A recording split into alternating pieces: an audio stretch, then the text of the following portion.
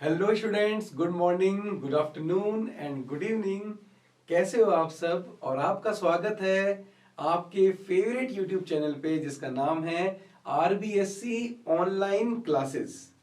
तो पिछली क्लास तक हमने पढ़ लिया था कुलाम के नियम का अदिश रूप, कुलाम के नियम का सदिश रूप। आज की क्लास में हम क्या बात करेंगे? आज की क्लास है कुलाम के नियम के अध्यारोपण के सिद्धांत पर, सुपरपोजिशन ऑफ कुलम फोर्स। ठीक है, उसके बाद हम कुलाम के अदिश नियम पर कुछ न्यूमेरिकल्स भी करेंगे। ठीक है, तो सबसे पहले आज की क्लास में बात करते हैं आवेशों का अध्यारोपण का सिद्धांत या कुलाम बल के लिए अध्यारोपण का सिद्धांत।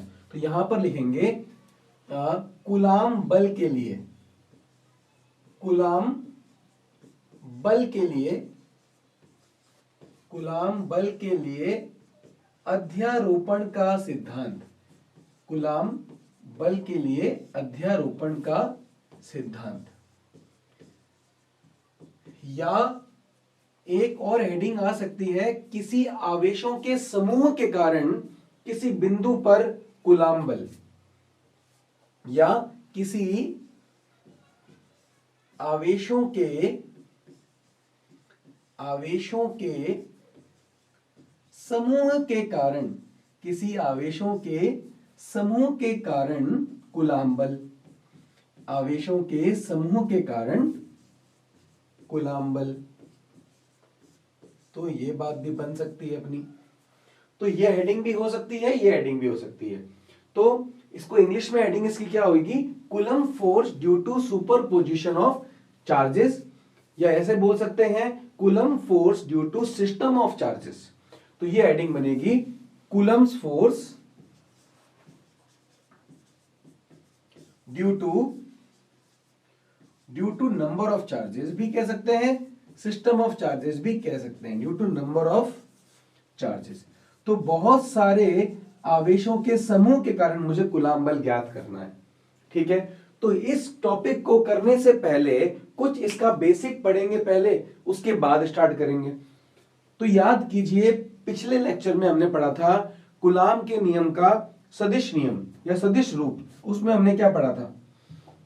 सदिश रूप में हमने पढ़ा था, मान लीजिए एक आवेश है Q1, इस प्रकार से पढ़ा था, सबको याद होगा कि आवेश Q1 पर Q2 के कारण जो बल लगता था, किस पर बल लग रहा है? जिसे पहले लिखते थे, जैसे 1 है तो 1 पर Q1 पर बल लग रहा है और Q2 बल लगा रहा है। तो किस प्रकार लिखते थे? K Q1 Q2। तो यहां पर देखिए 1 2 चल रहा है, 1 का मतलब Q1 पर बल लग रहा है, 2 का मतलब 2 बल लगा रहा है। और इसको ऐसे लिखते थे K Q1 Q2, यहां पे लिखते थे R1 वेक्टर, देखिए 1 पहले तो 1 पहले, माइनस R2 वेक्टर, 2 बाद में तो 2 बाद में, अपॉन में क्या हो जाएगा? R1 vector minus R2 vector का होल क्यूब। तो ये हमारे पास फॉर्मूला हुआ करता था, K Q1 Q2 R1 vector minus R2 vector upon R1 vector minus R2 vector का होल क्यूब। ओके, अब आगे देखते हैं, अब इसका डेरिवेशन कैसे करेंगे। देखिए, तो यहां पर डेरिवेशन से पहले हेडिंग आपको आगे लिखी चुकी है, इसके आगे हम डेरिवेशन स्टार्ट करते हैं। ये पार्ट आपको नहीं लिखना है, इसको हम डिलीट कर देते हैं। ठीक है, अब आगे चलते हैं। तो अब आपको बेसिक बात पता ही लग चुकी है। तो सबसे पहले हम एक निर्देश तंत्र बनाते हैं, मतलब कोऑर्डिनेट बनाते हैं, एक्स एक्सिस और वाई एक्सिस, एक्स अक्ष और वाई अक्ष। अब यहां पर बहुत सारे आवेश हैं। एक आवेश है Q1, उसका स्थिति सदिश कितना है? R1 vector. एक आवेश है Q2, इसको मूल बिंदु से मिलाओ, स्थिति सदिश कितना आ जाएगा? R2 vector. एक आवेश है Q3, इसको मूल बिंदु से मिलाओ, स्थिति सदिश कितना आ जाएगा? R3 vector. ठीक है, ऐसे करते करते बहुत सारे आवेश हैं, Q1 है, Q2 है, Q3 है, Q4 है, Q5 है। मैं इतना ज्यादा बनाऊंगा तो फिर डायग्राम आपको समझ में नहीं आएगा। तो आप समझ लीजिए Q4 है, Q5 है, Q6 है, Q7 है, ऐसे करते करते करते Qn है। तो कितने आवेश हैं? Qn आवेश हैं। और सारे आवेश मिलकर किस पर बल लगा रहे हैं? तो यहां पर एक छोटा सा आवेश है Q0, सारे उस पर बल लगा रहे हैं। तो Q1 भी Q0 पे बल लगा रहा है, Q2 भी Q0 पे बल लगा रहा है और Q3 भी Q0 पर बल लगा रहा है। सारे मिलकर Q0 पे बल लगा रहे हैं। ठीक है भाई, ओके। तो सबसे पहले देखते हैं कि Q1 Q0 पर किस दिशा में बल लगाता है। तो Q1 Q0 को ऐसे रिपेल करेगा, ये देखिए Q0 है, इसको यूं धक्का मारेगा। इतना समझ में आया? ओके। अब Q0 अगर Q2 को देखें, मान लीजिए यहां पर है Q2 Q0 पे कैसे बल लगाएगा? Q2 Q0 को ऐसे धक्का मारेगा, ऐसे बल लगाएगा। तो ये बल किसने लगाया था? Q1 ने। किस पर लगाया था? Q0 पर। ये लगाया था Q2 ने। किस पे लगाया था? Q0 पर। ऐसे करते करते Q3 भी बल लगाएगा। देखिए Q3 भी यूं बल लगाएगा, Q4 भी लगाएगा। तो Q0 पर सभी आवेश बल लगाएंगे। तो इस प्रकार से इसका कुछ चित्र बनेगा। समझ में आ रही है इतनी बात? तो सबसे पहले लिखेंगे कि आवेश, यहां पर लिखते हैं आवेश Q0 पर, आवेश Q0 पर Q1 के कारण बल। देख लीजिए, जैसे मान लीजिए आवेश, थोड़ा डायग्राम को और देख लेंगे। जैसे मान लीजिए Q0 यहां है, अलग से बना के दिखा देता हूं, और Q1 यहां है, Q2 यहां है, Q3 यहां है। तो क्या होगा? देखिए Q1 इसको यूं धक्का मारेगा, रिपेल करेगा, प्रतिकर्षित करेगा। तो किसने बल लगाया? Q1 ने लगाया। किस पर लगा? Q0 पे लगा, 1 ने लगाया। फिर Q2 भी इसको देखिए ऐसे प्रतिकर्षित करेगा। किसने बल लगाया? Q2 ने लगाया। किस पर लगा? Q0 पर लगा। फिर Q3 ने Q0 पे बल लगाया, ऐसे। किसने बल लगाया? Q3 ने। किस पर लगाया? Q0 पर। तो इस प्रकार से Q0 पर 1 2 3 बल लगे। तो अब मैं ये पूछना चाहता हूं कि Q0 पर कुल बल कितना लगा। तो सभी का सदिश योग कर देंगे। सभी का क्या कर देंगे? सदिश योग। तो सबसे पहले इस बात को अब नेक्स्ट पेज पे लिखेंगे। तो यहां पर लिखेंगे आवेश Q0 पर Q1 के कारण, Q0 पर Q1 के कारण बल। तो किस पर बल लग रहा है? Q0 पर। तो यहां पे लिख देंगे नॉट। किसके कारण? Q1 के कारण बल। तो F0 1 हो जाएगा। ओके, इक्वल टू क्या हो जाएगा फॉर्मूला?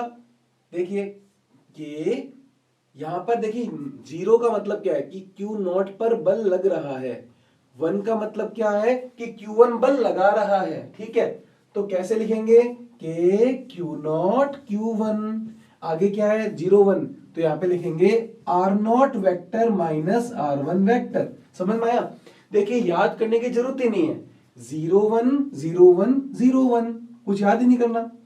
अपॉन में यहां पे देखिए 0, पहले 0 फिर 1, तो R0 माइनस R1 वेक्टर का होल क्यूब। ये आ गई इक्वेशन नंबर, समीकरण नंबर 1। इसी प्रकार अब आप बताइए आवेश Q0 पर Q2 के कारण बल कितना लगेगा? Q0 पर Q2 के कारण बल कितना लगेगा? तो किस पर बल लग रहा है? नॉट पर, Q0 पर बल लग रहा है। कौन लगा रहा है? Q2 लगा रहा है।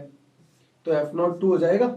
ओके, क्या लिखेंगे कि Q0 Q2 ब्रैकेट में लिखेंगे R0 vector minus R2 vector, और अपॉन में लिखेंगे R0 vector minus R2 vector का होल क्यूब। देखिए अब 0 2 है तो 0 2 0 2 0 2, 0 1 है तो 0 1 0 1 0 1। इसी प्रकार से अगर Q0 पर Q3 के कारण बल होगा तो क्या करोगे, F03 के Q0 Q3 R0 minus R3 R0 minus R3 का होल क्यूब। ऐसे करते करते अगर Q0 पर Qn के कारण बल ज्ञात करना है तो लिखेंगे F0n के Q0 Qn R0 minus Rn upon में R0 माइनस Rn का होल क्यूब। तो इस प्रकार से अब हम सीधा लिख देंगे कि Q0 पर Qn के कारण बल, Q0 पर Qn के कारण बल क्या आएगा, F0 मतलब Q0 पे बल लग रहा है, लगा कौन रहा है, Qn बल लगा रहा है, क्या आएगा K Q0 Qn ब्रैकेट में R0 vector minus Rn vector और अपॉन में कितना हो जाएगा R0 vector minus Rn vector का होल क्यूब। इतनी बात समझ में आई। ये समीकरण नंबर हुई हमारे पास 3। अब बात ये आती है कि Q0 पर कार्यरत कुल बल, तो यहां पे लिखेंगे यही अध्यारोपण का सिद्धांत है।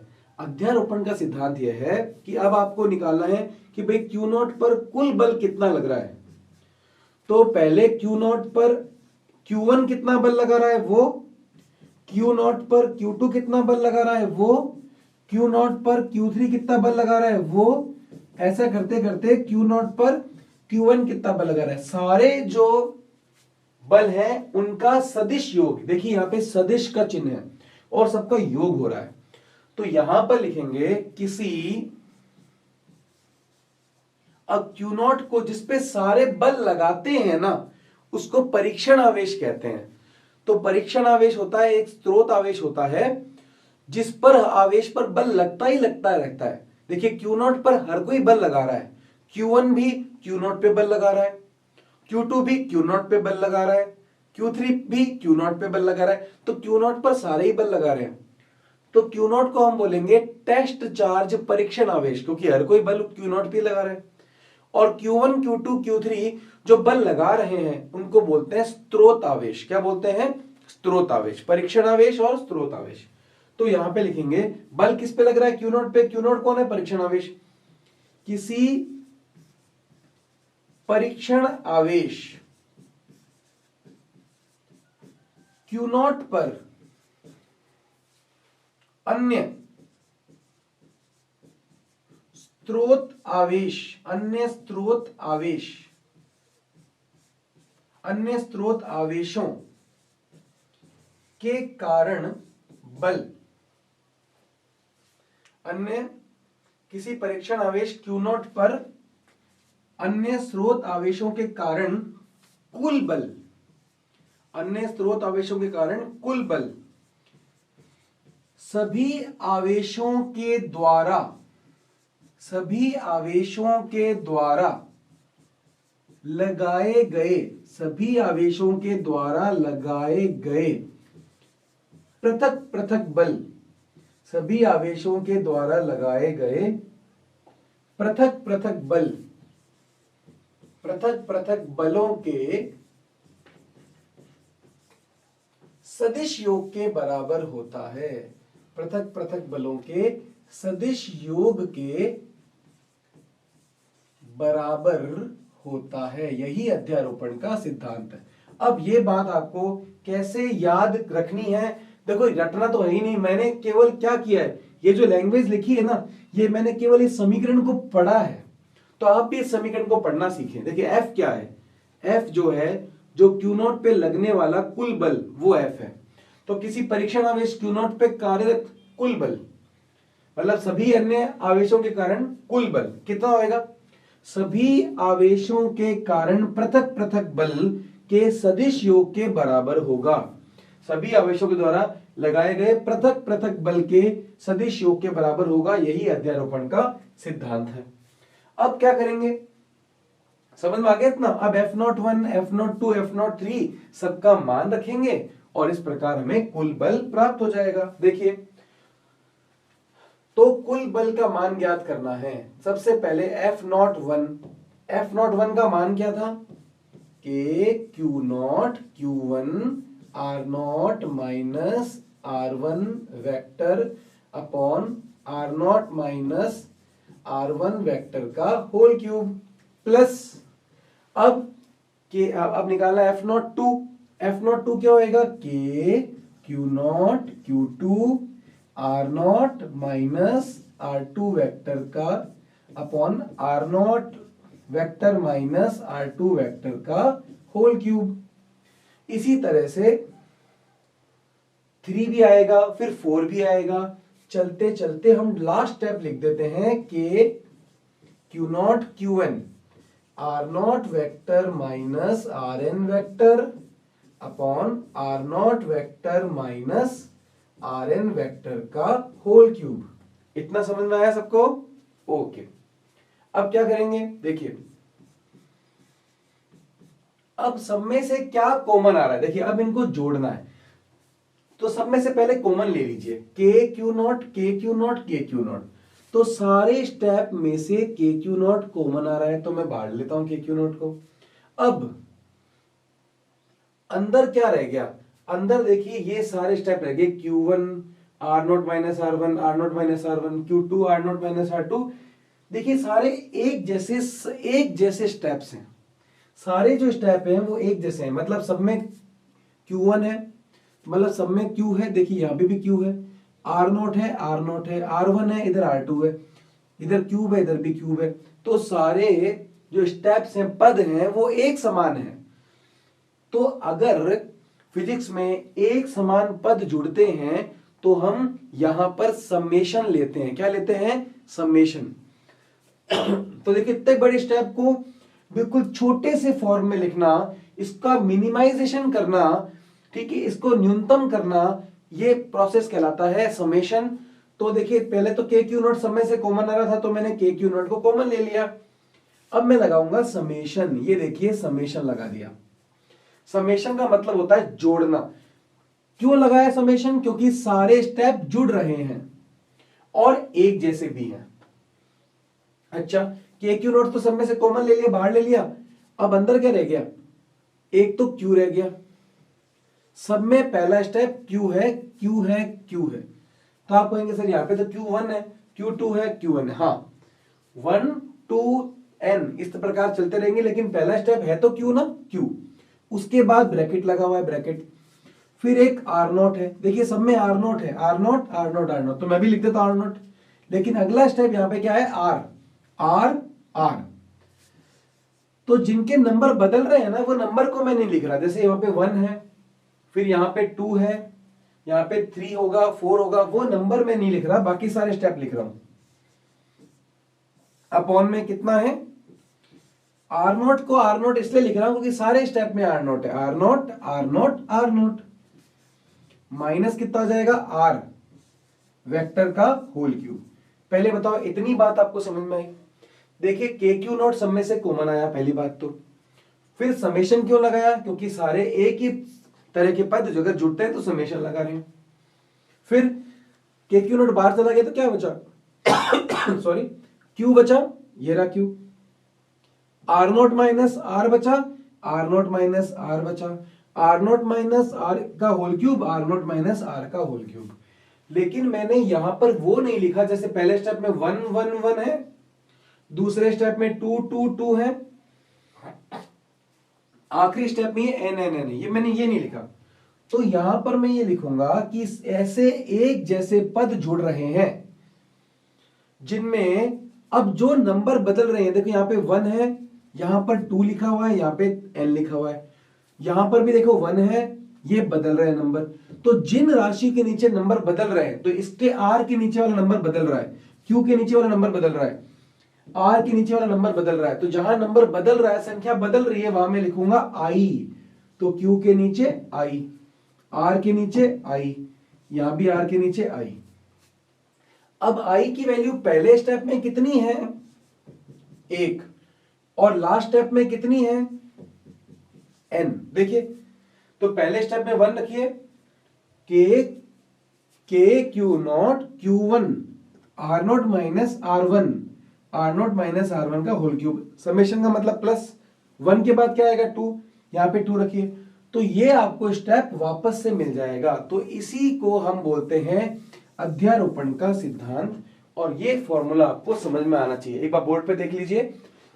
तो के क्यू नॉट सब में से कॉमन लिया, फिर लगाया समेशन, क्योंकि एक ही तरह के पद जुड़ रहे हैं। फिर अब क्या बचा पीछे, क्यू बचा, R0 माइनस R बचा, R0 माइनस R का होल क्यूब बचा। जिसके नंबर चेंज हो रहे हैं उसकी जगह I लिख दिया। I का मान पहले पद में कितना था 1, और आखिरी पद में कितना था n, तो 1 से लेकर n तक ये जुड़ते चलेंगे। इतना समझ में आया भाई? ओके, तो ये हमारा कंप्लीट हो गया है अध्यारोपण का सिद्धांत। इसके बाद हम बात करते हैं कूलाम के नियम के अदिश रूप की, और कूलाम के नियम के अदिश रूप पर भी न्यूमेरिकल पूछे जाते हैं, और कूलाम के नियम के सदिश रूप पे भी न्यूमेरिकल पूछे जाते हैं।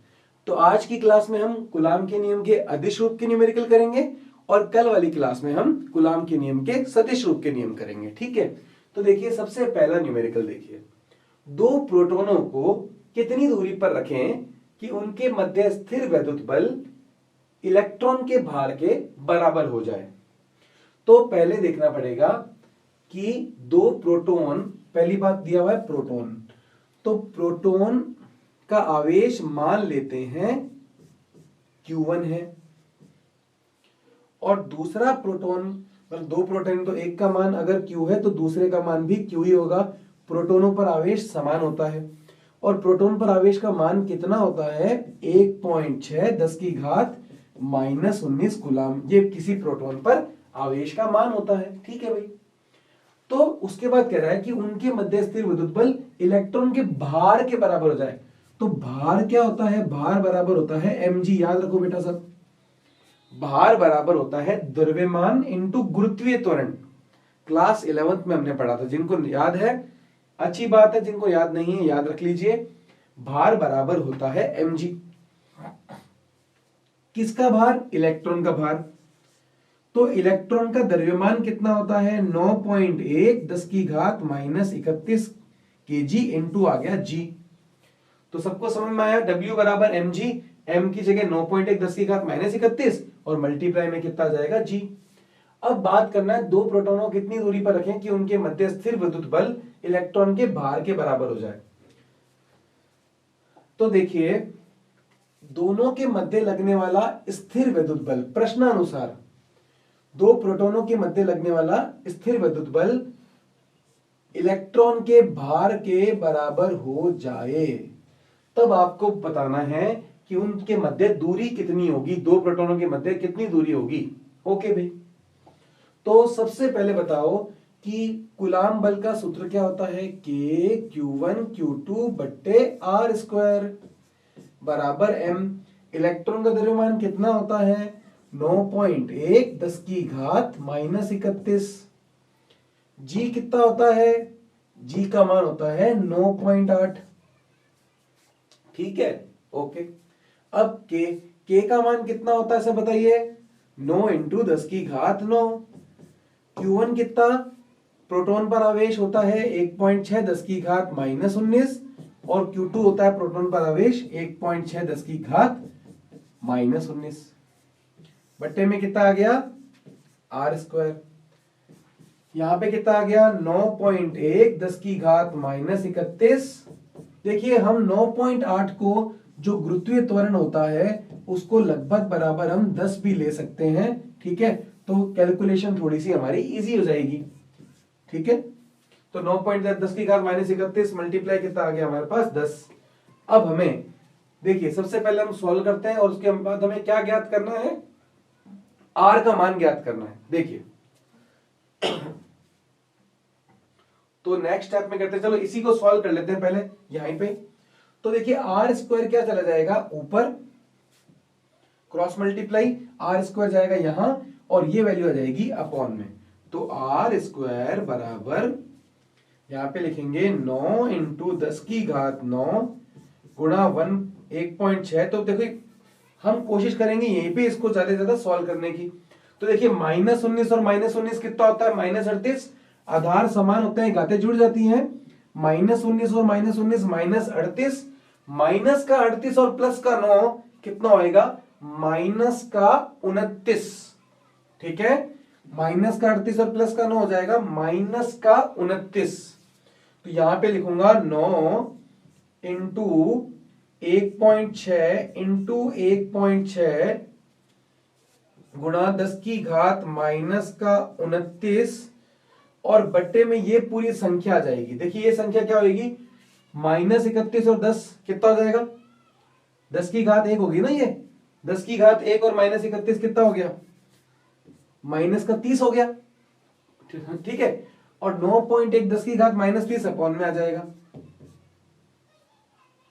9.1 10 की घात -30 अपॉन में आ जाएगा। अब क्या होएगा? इसको सॉल्व करो। -30 अगर अगले स्टेप में इसको ऊपर लिखेंगे तो ये हो जाएगा +30। अब +30 और -29 कितना हो जाएगा? +1। तो यहां पर इसको सॉल्व करते हैं। r² बराबर 9 इंटू 1.6 मल्टीप्लाई 1.6, यहां पर आ जाएगा ये 10 और बट्टे में आ जाएगा 9.1। इतना समझ में आया आपको? देखिए -30 ऊपर आके क्या हो गया? +30। अब इसे अगर आप सॉल्व करेंगे तो इसको नेक्स्ट स्टेप में नेक्स्ट पेज पे करते हैं। r² बराबर 9, तो यहां लिखते हैं r² equal to 9 multiply 1.6 multiply 1.6 multiply 10 upon में 9.1 अपॉन में 9.1। तो 9 से 9 क्या हो जाएगा? देखो 9.1 से यहां पर इसको अगर काटेंगे तो 0.99 समथिंग 1 के बराबर ही आएगा। तो यहां पर r की वैल्यू अपने पास आ जाएगी 1, r² आ जाएगा 1.6 तो ये लगभग बराबर आएगा। देखिए अगर इसका अपन रूट लेंगे तो 2 1.6 है, तो रूट लेने पर कितना आएगा? 1 1.6 और 10 का रूट कितना होता है? लगभग 3.3। तो लगभग इसको गुणा करेंगे तो 1.6 इंटू 3 कितनी दूरी आ जाएगी? लगभग आपके देखिए ये आ जाएगी 33 इंटू 16, 6 तिया 18 और 6 तिया 18 और 1 19, यहां पर आ जाएगा 33। ये आ जाएगा अप्रोक्सीमेटली 5.28। कितना आ जाएगा? 5.28। ठीक है, तो लगभग दोनों प्रोटॉनों को 5.28 मीटर पर रखना होगा, तभी उसका भार किसके बराबर होगा? इलेक्ट्रॉन के भार के बराबर होगा। तो ये प्रश्न है। सबको समझ में आया ये प्रश्न किस प्रकार करना है? तो देखिए क्वेश्चन में दिया हुआ था दो प्रोटॉनों को कितनी दूरी पर रखें कि उनके मध्य स्थिर विद्युत बल इलेक्ट्रॉन के भार के बराबर हो जाए। तो उनके मध्य स्थिर विद्युत बल कितना होगा? Q1 Q2 बटे r²। भार कितना होगा? mg। सभी मान रखे, मान रख के हमने r² की वैल्यू फाइंड कर ली। ओके जी। इसके बाद बात करेंगे दो समान धनात्मक आवेशित आयन के मध्य बल कितना है? 3.7 10 की घात -9 न्यूटन है। जब इनके मध्य दूरी 5 एंगस्ट्रॉम हो तो बताओ उनमें कितने इलेक्ट्रॉन की कमी है? तो दो समान धनावेशित आयन, समान धनावेशित आयन का मतलब होता है कि Q1 और Q2 दोनों पर आवेश जो है वो Q के बराबर है, मतलब समान है। और बल कितना लग रहा है दोनों के मध्य? 3.7 10 की घात -9 न्यूटन। अब जब इनके मध्य दूरी कितनी है? 5 एंगस्ट्रॉम है। 5 एंगस्ट्रॉम का मतलब होता है 10 की घात -10 मीटर। ठीक है, तो बताओ उनमें कितने इलेक्ट्रॉन की कमी है? तो हमें क्या ज्ञात करना है? इलेक्ट्रॉन की संख्या, मतलब n ज्ञात करना है। तो देखिए दो समान धनावेशित, तो Q1 और Q2 का मान बराबर Q के बराबर हो जाएगा। बल का मान हमें गिवन है, दूरी हमें एंगस्ट्रॉम गिवन है। एंगस्ट्रॉम का मतलब होता है 10 की घात -10 और हमें इलेक्ट्रॉन की संख्या ज्ञात करनी है। तो ज्ञात कर लेते हैं, सभी मान वैल्यू पुट करेंगे। ओके, तो नेक्स्ट पेज पे इसको सॉल्व करते हैं। तो आपको पता है F बराबर कितना होता है, के Q1 Q2 बट्टे आर स्क्वायर। तो सबसे पहले F का मान कितना है, 3.7 10 की घात -9। F की जगह रखेंगे 3.7 10 की घात -9। K का मान सबको याद है 9 इंटू 10 की घात 9। Q1 का मान भी Q है और Q2 का मान भी Q है।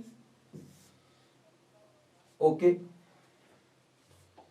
और दूरी कितनी है, 5 इंटू 10 की घात -10। तो 5 इंटू 10 की घात -10 मल्टीप्लाई 5 इंटू 10 की घात -10।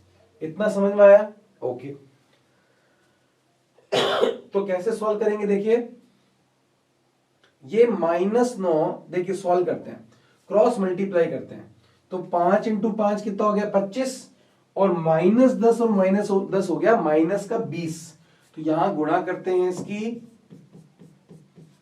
-9, और ये आ जाएगा, देखिए मल्टीप्लाई होगी, मल्टीप्लाई -20 यहां चला जाएगा मल्टीप्लाई में, और 5 इंटू 5 25 भी चला जाएगा मल्टीप्लाई में, और ये चीज आ जाएगी बट्टे में, 9 इंटू 10 की घात 9 बराबर कितना आ जाएगा हमारे पास, क्यू स्क्वायर। ठीक है, अब क्या करना है, देखिए सॉल्व करते हैं।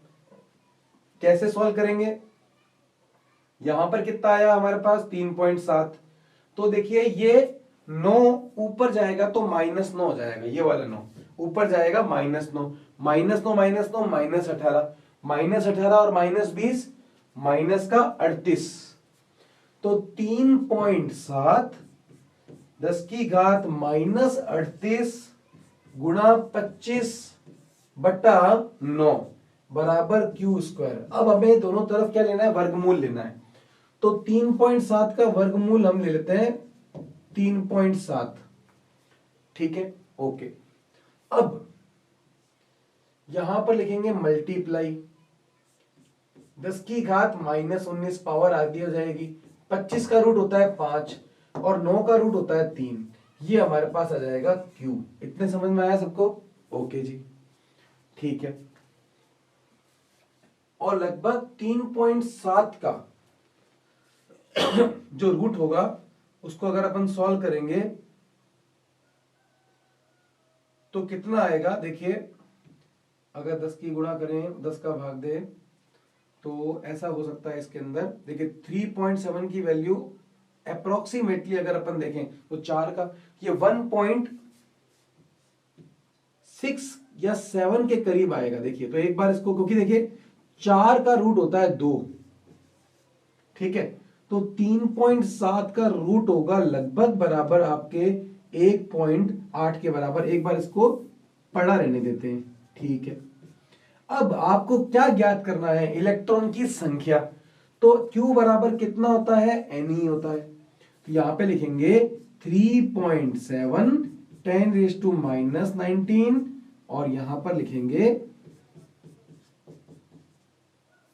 देखिए 3.7 रूट में मल्टीप्लाई में -19 मल्टीप्लाई में 5 अपॉन में 3, और ये E भी अपॉन में आ जाएगा। Q बराबर क्या होता है, Ne। मुझे N ज्ञात करना है तो E बटे में आ जाएगा। E का मान कितना, 1.6 10 की घात -19। ठीक है, तो यहां पर देखिए -19 से -19 कैंसिल हो जाएगा और कितना आ जाएगा हमारे पास, ये आ जाएगा 16 तिया 48। ठीक है, और इसको सॉल्व करेंगे तो लगभग हमारे पास आएगा 1.8 के आसपास।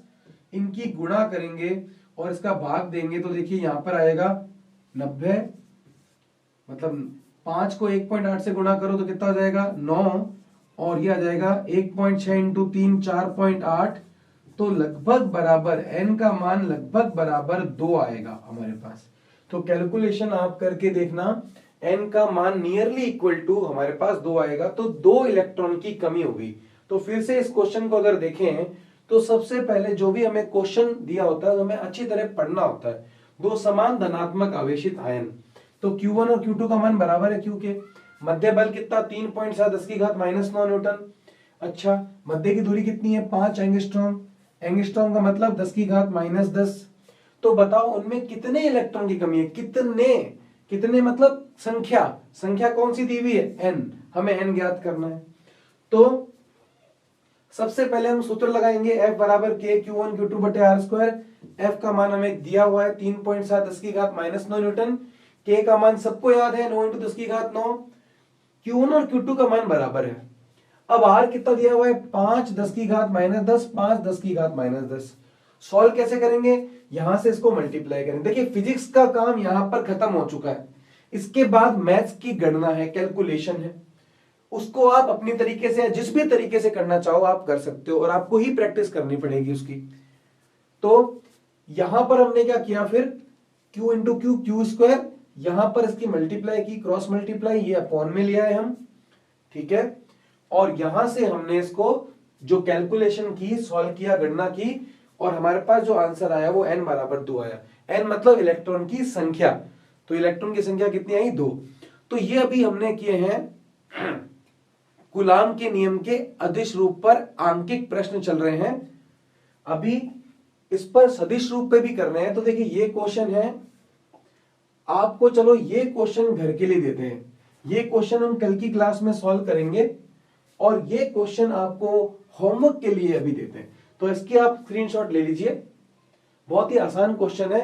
2 अल्फा कण क्या होते हैं, अल्फा कण वो कण होते हैं जिन पर आवेश इलेक्ट्रॉन के आवेश का दुगना होता है, +2 ही आवेश होता है, +2। ई का मान कितना, 1.6 10 की घात -19।